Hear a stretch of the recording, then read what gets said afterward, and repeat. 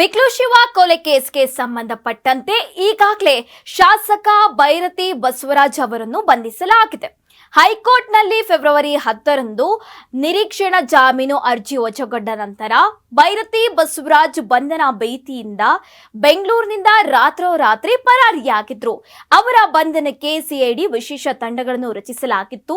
ಅವರು ಮಹಾರಾಷ್ಟ್ರದಲ್ಲಿ ತಲೆಮರೆಸಿಕೊಂಡಿರುವ ಶಂಕೆ ಹಿನ್ನೆಲೆಯಲ್ಲಿ ಸಿಐಡಿ ಅಧಿಕಾರಿಗಳು ಮಹಾರಾಷ್ಟ್ರಕ್ಕೆ ತೆರಳಿ ಶೋಧ ನಡೆಸಿದ್ರು. ಬೈರತಿ ಬಸವರಾಜ್ ವಿದೇಶಕ್ಕೆ ಪರಾರಿಯಾಗದಂತೆ ತಡೆಯಲು ಲುಕ್ಔಟ್ ನೋಟಿಸ್ ಹೊರಡಿಸಿದ್ರು. ಇನ್ನು ಈ ವಿಚಾರವಾಗಿ ಸುಪ್ರೀಂ ಕೋರ್ಟ್ ಮೆಟ್ಟಿಲೇರಿದ್ರು.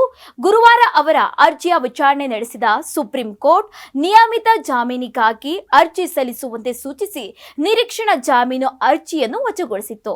ಇದರಿಂದ ಕಾನೂನಾತ್ಮಕವಾಗಿ ಮತ್ತಷ್ಟು ಸಂಕಷ್ಟಕ್ಕೆ ಸಿಲುಕಿದ ಬೈರತಿ ಬಸವರಾಜ್ ಬೇರೆ ದಾರಿ ಇಲ್ಲದೆ ಗುಜರಾತ್ನ ಅಹಮದಾಬಾದ್ನಿಂದ ವಿಮಾನದಲ್ಲಿ ಬೆಂಗಳೂರಿನತ್ತ ಪ್ರಯಾಣ ಬೆಳೆಸಿದ್ರು.